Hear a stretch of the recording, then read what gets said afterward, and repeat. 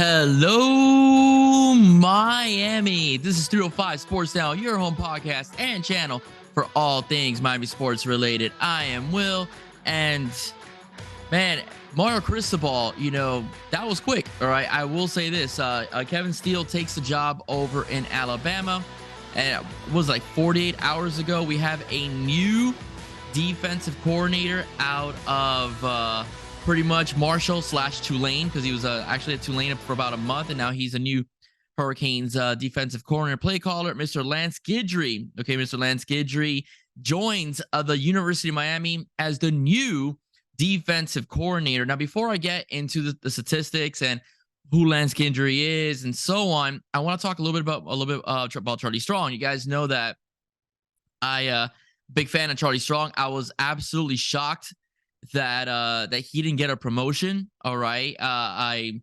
glad, that Guidry's here, because I'm impressed with what I've read and what I've seen so far, as far as Marshall's new statistics go.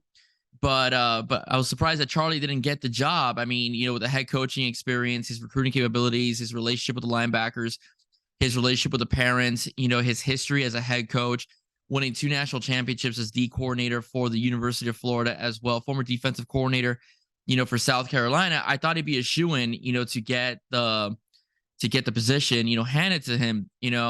I was listening to Alex Dono from Locked On Canes earlier today, and he also heard, at least it's been reported and rumored, speculation, of course, that Charlie Strong would have been was probably like a package type of deal with Kevin Steele, that Nick Saban also wanted to take Charlie, not just Kevin Steele, and join the Alabama staff. That hasn't happened yet, and Charlie is still the linebackers coach over at the University of Miami. Also heard Channing Crowder and his perspective. Channing Crowder was recruited by Charlie Strong and went to Florida because of Charlie Strong. He probably believes that just Coach Strong, being 62 years old, probably doesn't want the responsibility anymore of being a defensive coordinator, full-time at least, because he was co-DC last season with Coach Steele. He probably likes the recruiting. He likes the talking to kids. He likes talking to parents. He likes coaching the position of linebacker. So that's probably the reason why he is not DC. I don't know. We don't know. Mario surprises us yet again. No one thought that Kevin Steele was going to be the DC last year, and he gets hired. No one thought that, Josh Gaddis would be the OC. A bunch of different names were mentioned. He gets hired, and no one in their right mind, who thought that Mario would look externally, past his staff, would think. No one even mentioned Lance Guidry. Okay, we heard names like Glenn Schumann. We heard names like Doug Belk. We heard, Jim Leonard was a hot name, that people heard about, the former DC over at Wisconsin. But we went with Lance Guidry. Okay, so I am happy, that Lance Guidry's here. I'm happy that we did solve the defensive coordinator position rather quickly. We're still waiting for the OC position as well, but I'm glad we solved the defensive position rather quickly.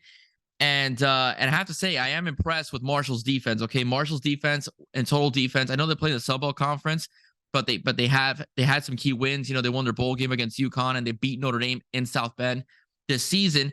Marshall's defense was the 8th ranked defense in college football.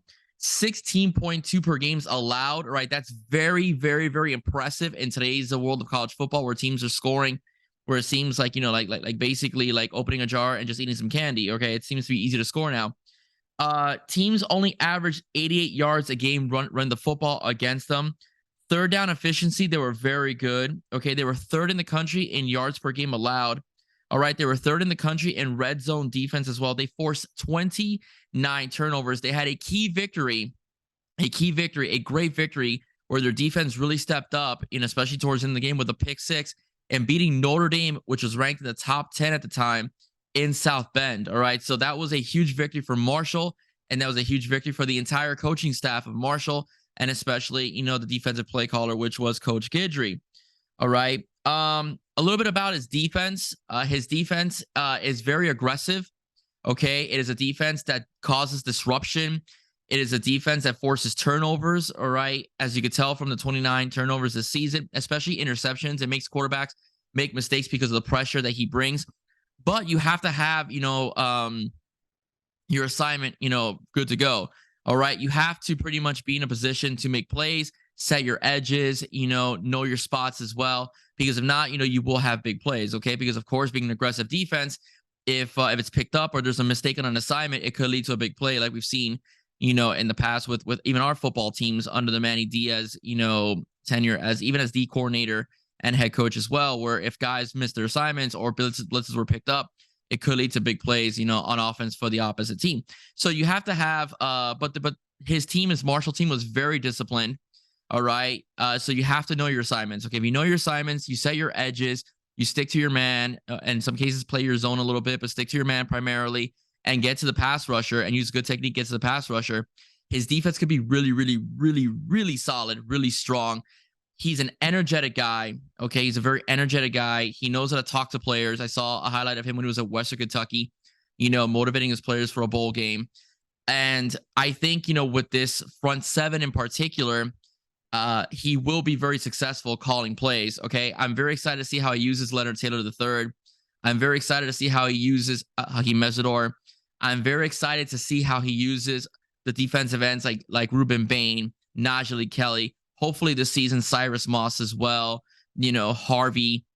Those are guys that Malik Bryant as well, the linebackers, Malik Bryant, Rolo Guidry as well, So I'm very excited to see how he uses those guys, that are known for being good pass rushers in his defense. Okay. And I'm very excited to see a guy like Cam Kitchens have another opportunity to become an All-American and have another successful year garnering interceptions. All right. So that's what I'm looking forward to. Again, you get a guy whose defense last year was very stingy, very stout, very consistent from opponent to opponent, top 10 defense, top 3 in red zone, top 3 in third downs, as well. Great at forcing turnovers, great at getting to the quarterback. So this is what you get out of a Lance Guidry led defense. So I'm excited. I don't want to overhype it, in general, because again, coordinators can disappoint. But from what I've seen so far and his resume as well at McNeese State and Western Kentucky, and now at Marshall, going over to Tulane, all right, as well. And then Mario being able to poach him from Tulane to go to the University of Miami. I'm excited to see, how the Canes are going to look next year defensively, especially with the young athletes that he has to work with, okay? All right, everybody, that's it for me. Once again, straight to the point. If you like what you heard, please don't forget to like, share, and subscribe to 305 Sports Now. Once again, I am Will. Stay safe. God bless. See you soon.